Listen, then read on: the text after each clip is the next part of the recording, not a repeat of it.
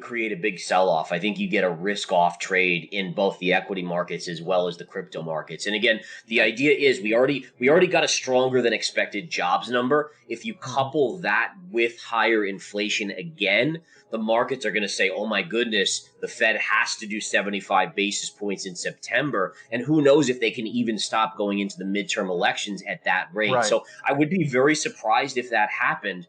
But if it did happen, you're looking at a big sell-off, especially because the equity markets and even Bitcoin have rallied over the last couple months, especially since the last Fed meeting when the Fed was much more dovish, right? Right. So that alone kind of is building in the fact the markets have been building in this idea that those CPI numbers are coming down. If that doesn't happen, watch out below. I think that might be the catalyst to push us to that 25.5 level. So I wouldn't be surprised if the initial reaction is people's kind of breathing a sigh of relief saying, okay, we're past this nasty storm. I mean, granted, it's still inflation, right? So it's not like inflation's negative or down to zero, but at least we're not seeing higher numbers. And I agree with you, the lagging indicator of jobs. I mean, I can't, and I'm sure you've talked about this, but like every day I see a new big mega company reporting new layoffs. And so Yeah. even though we had a strong jobs number, at some point, all these companies laying off people, it's going to filter through. My guess is the next jobs number, we start to see that. And that's one more signal that the Fed probably has to take a slowing approach to raising rates. And I did see this stat recently about how many car loans are being, falling Right. behind on their payments. And I Defaulting. think you're Yep. starting to see that. And what's so scary about this scenario is that it's not only a slowing economy, but we obviously, the car loan aspect, what that tells us is that it's not necessarily the slowing economy yet that's impacting,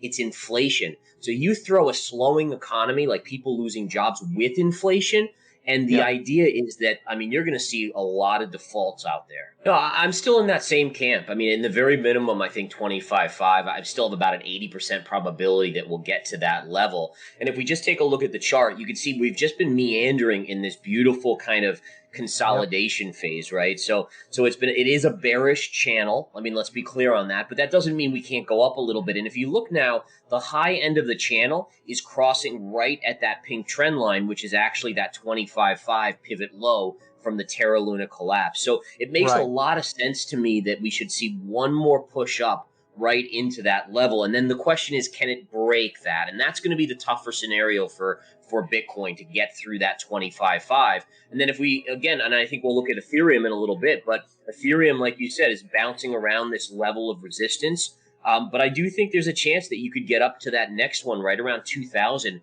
if Bitcoin can make that next move up. So I think for the most part, I'm still neutral to positive. I think that you have a Fed that's on hold. You're likely going to see a reduction in or inflation numbers are going to come down. We've seen commodities really come down substantially over the last couple months. You have to think that's going to filter through to the CPI data this week. And I think that gives the market that ability to have a little bit more risk on before we see maybe some downside in the next few months. Yeah, I mean, I think as of now, the markets are kind of taking it with a grain of salt. They don't seem to be too positive or too negative on it. I think they're taking it the right way, which is that, it is more spending, but at the same time, it's probably not that much compared to multiple rate hikes. Like a 75 basis point rate hike by the Fed probably, basically negates that, if you ask me. Yeah. So I think the markets are kind of in that position of saying, okay, it's good for certain stocks, alternate energy, solar stocks, stuff like that. But for the most part, they're all focused on that data at this point, right? We have that 2 months, like you said, before the next Fed meeting. It's all about the CPI number this week. And I think the markets probably are going to chop going into that. I still have to think that, inflation not coming down would be a very, very nasty wound to the market, because it Okay. just tells you that, again, the Fed has made it very clear that they have to get inflation under control, and they're willing to push the economy into a recession. So the market's hoping that inflation starts coming down, and that eases the Fed's pressure to kind of continue to lift rates. If that doesn't happen, I mean, you have to think the Fed is more than willing to push us into a steep recession to get that, and the market would not like that one bit. You have this period where the idea is maybe the Fed can generate a soft landing, and that's giving these asset prices. We're seeing the stock market having quite a monster rally off of its recent lows. Bitcoin hasn't had a monster move, but if you look at Ethereum's had a huge move off of the lows as well. So, I mean, the idea is the soft landing keeps us from going into recession. It keeps the Fed from really tightening too much more. But if you get this scenario, and this is what I think is going to happen, is I think you're going to see an economy that slips into a recession, then a worse recession, and the Fed, again, the inability initially to save the markets is by printing money like they have in past recessions is going to be very, very problematic, and it's likely going to trigger a domino effect into a worse recession. Now, at some point during this worst recession, probably in 2023, you're going to see the Fed say, oh my goodness, unemployment is now at 10%. With a recession, you usually see a reduction in inflation. Maybe inflation's come back to 4%. And they're going to say 10% unemployment, we have to start printing again, or at least lowering interest rates to stimulate growth and get some of these people off of unemployment. And that's going to be, to me, that is where you see the pivot in Bitcoin from a risk on or risk on asset to actually becoming more like that gold and starting to take off in those printing money periods. Before we continue, help us clicking that YouTube like button and subscribe now to our channel. This shows the algorithm that you valued this information. And it helps us spread that message. Sharing is caring. And now, let's continue. I have bad news for you. If you're not rich by now, you're screwed.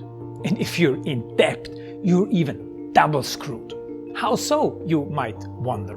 Well, the sad truth is that you're working your whole life to make someone else rich.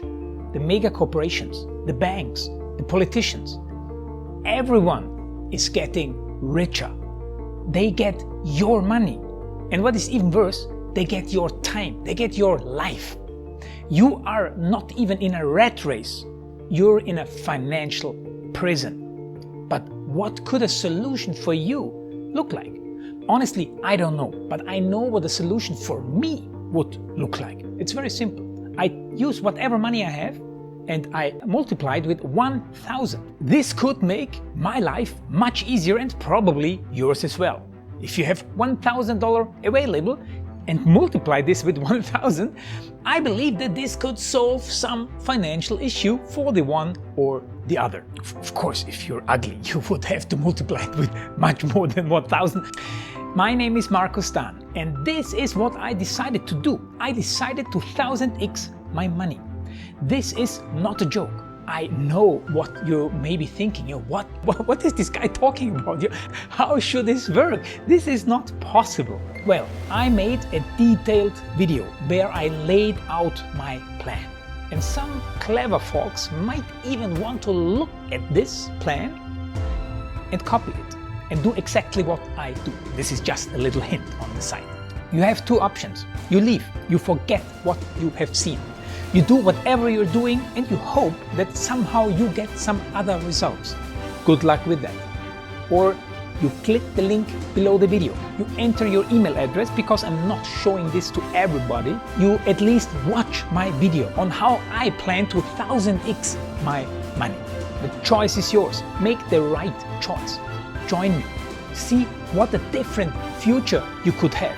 See at least how I intend, how I plan to do the 1000x. So click on the link below, enter your email address, and I see you on the other side. Your Markus Dahn.